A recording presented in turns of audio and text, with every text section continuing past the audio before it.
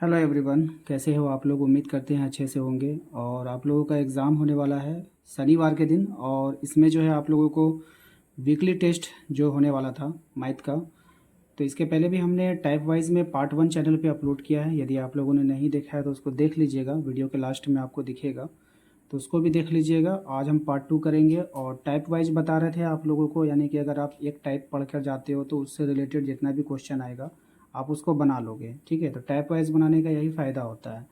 तो यहाँ पर हम लोग टाइप 5 को डिस्कस करते हैं। ठीक है, तो चलिए देखिए, यहाँ पर क्वेश्चन जो आपको पूछा गया है टाइप 5 में 130 तथा 420 का महत्तम समावर्ती। ये जो महत्तम समावर्ती होता है ना, इसको हम लोग अंग्रेजी में एचसीएफ कहते हैं। तो जो इंग्लिश मीडियम से वो ध्यान दीजिएगा, इसको एचसीएफ कहते हैं।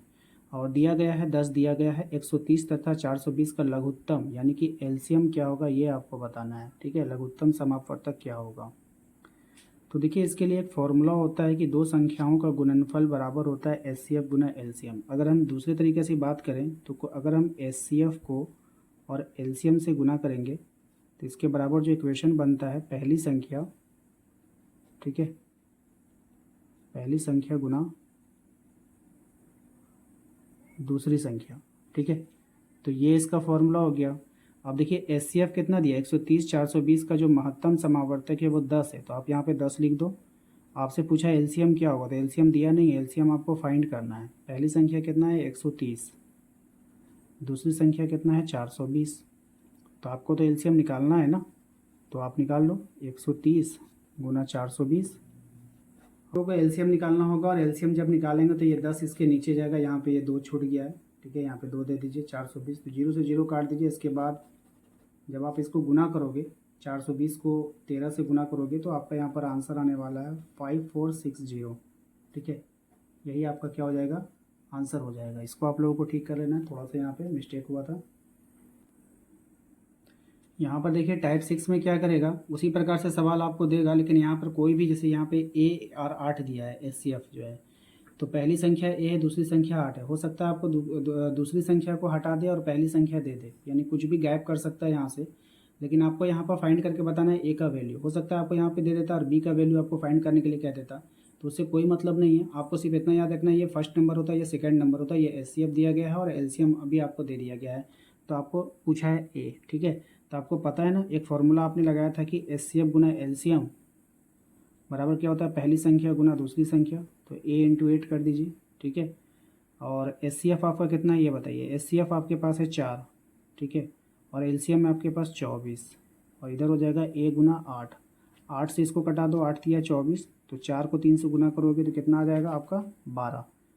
तो ए बराबर कितना निकल के आ गया 12। तो ए का वैल्यू भी फाइंड करने के लिए बोला था, ए का वैल्यू आपका निकल कर आ गया 12।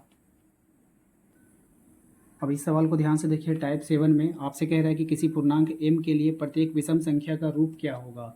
आपको यहाँ पर ऑप्शन देगा, जैसे ए ऑप्शन में m है, बी ऑप्शन में आपका 2m है, सी ऑप्शन में आपका m+1 रहेगा, और डी ऑप्शन में आपका 2m+1 रहेगा।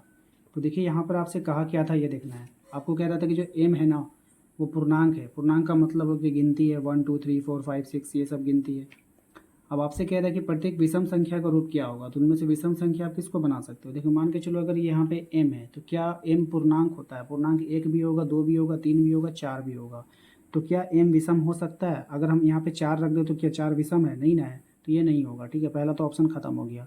दूसरा कह रहा है 2m। अगर हम यहाँ पे मान के चलो विषम संख्या क्या होता है 3, तो आप यहाँ पे 3 रखोगे, अब 2 से गुना करोगे तो 6 सम संख्या बन गया। अगर आप यहाँ पे 7 रखो तो 7 दूनी 14 सम संख्या बन जा रहा है, तो ये भी नहीं होगा। ठीक है, ये विषम संख्या नहीं बन सकता है। अच्छा, यहाँ पे अगर हम चेक करें, यहाँ पे m का मान अगर आप 3 रख दो तो यहाँ पर 1 जोड़ दोगे तो कितना हो जाएगा 4 हो जाएगा, तो 4 तो सम संख्या बन जा रहा है, तो ये भी नहीं होगा। अगर हम बात करें ये वाला जो पैटर्न है, इस पैटर्न पे आप कोई भी पूर्णांक को रखोगे ना तो विषम संख्या ही बनेगा। मान के चलो आप यहाँ पे 2 रखो तो 2 दूना 4 और 1 जोड़ दो 5, 5 क्या होता है विषम संख्या। यहाँ पे 3 रख दो, 3 दूना 6 और 1 7, 7 क्या होता है विषम संख्या। यहाँ पे 5 रखो, 5 दूना 10 और 1 11, 11 क्या है विषम संख्या। यानी कोई भी पूर्णांक आप यहाँ पे रखोगे तो वो विषम संख्या बनकर तैयार हो जाएगा। तो यहाँ से आपको क्लियर हो गया कि यही वाला आंसर होने वाला है, ऑप्शन नंबर डी। ठीक है,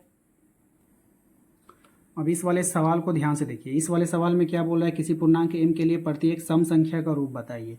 यानी अब की बार आपको बताना है कि कौन सा पूर्णांक जो है ना वो सम संख्या को प्रेजेंट करेगा। तो ये वाला को ध्यान से देखिए, अगर हम यहाँ पे m रख, ये तो आप तो देख रहे थे, ये वाला आपने प्रूफ कर दिया ऊपर की ये विषम संख्या, कोई भी यहाँ पे पूर्णांक रखो ना, यहाँ पे कोई भी 1 2 3 4 5 6 रखिएगा, उसको 2 से गुना कीजिए, 1 जोड़िएगा तो विषम संख्या हो जाएगा। तो विषम संख्या तो हमको फाइंड करना नहीं है, इस बार सम संख्या करना है। अच्छा, इसको फाइंड करते हैं। यहाँ पे अगर 2 रखोगे तो 2 दूना 4 सम बन गया, 3 रखोगे तो 3 दूना 6 सम बन गया, 4 रखो 4 दूना 8 सम बन गया, 5 रखो 5 दूना 10 सम बन गया। यानी कोई भी पूर्णांक रख रहे हैं तो सम संख्या बन रहा है, तो ये हमारा आंसर हो सकता है। चलिए इसको चेक कर लेते हैं। m के अगर 3 रखोगे तो 3 सम होता है, नहीं होता है, तो ये भी नहीं होगा। अच्छा, यहाँ पे 5 रख दो, ठीक है, 5 में 1 जोड़ दो 6, 7 में 1 जोड़ दो 8। अच्छा, एक काम करो, 6 में 1 जोड़ो 7, ये तो विषम संख्या हो गया, हमको हर हाल में क्या लाना है, सम, तो ये भी नहीं होगा। तो कौन सा वेरीफाई कर रहा है, option number b. Option number b यानी 2m में m का वैल्यू आप कुछ भी रखोगे, उसको जब 2 से गुना करोगे तो वो सम पूर्णांक ले आएगा, ठीक है। इसीलिए हमारा option number b right answer है। टाइप 8 में आइए, यानी कि 8वें प्रकार के सवाल में हम देखेंगे कि आपको कुछ सवाल दिया जाएगा और आपसे बोला जाएगा कि बताइए कि इनमें से जो संख्या आपको दिखाई दे रही है वो जो उसका दशमलव प्रसार शांत है या अशांत है। तो देखिए, जो पूरा पूरा कट जाएगा ना तो वो शांत हो जाएगा, और जिसका कटेगा नहीं वो रिपीट करते रहेगा नंबर, तो वो अशांत हो जाता है। तो आपको भाग देना होगा, यहाँ पर आप भाग दे देना, डिवाइड कर लेना। जब आप 6 को 15 से भाग दोगे, पॉइंट दोगे, 0 आएगा, 15 चौके 60। बताइए नीचे कुछ बचा, कुछ नहीं बचा, तो ये शांत हो गया। क्या हो गया, शांत हो गया, ऑप्शन नंबर ए। अगर नहीं बचता, नीचे शेषफल आते रहेगा, पूरा पूरा कटेगा नहीं, तो वो अशांत कैटेगरी में चला जाएगा, ठीक है। तो इस वाले सवाल को हम लोगों ने टाइप 8 में देख लिया है।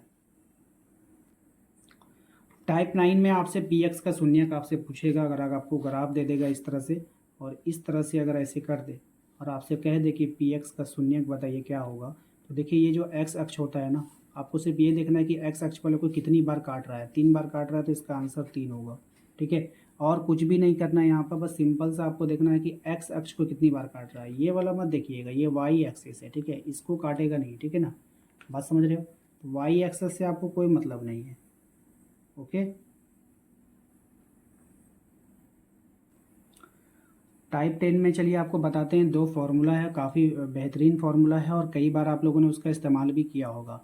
कुछ नहीं है, आप लोगों को सिर्फ अल्फ़ा बीटा वाला फार्मूला याद रखिएगा। अल्फ़ा और प्लस बीटा बराबर जो फार्मूला होता है वो होता है -b/a, और एक होता है आपका अल्फ़ा इंटू बीटा, तो ये होता है आपका c/a। तो इन दोनों फार्मूला को याद रखिएगा, ये फार्मूला डायरेक्ट आपको एग्ज़ाम में पूछा जा सकता है, ठीक है। तो यहाँ से आप लोगों को ध्यान में रखना है।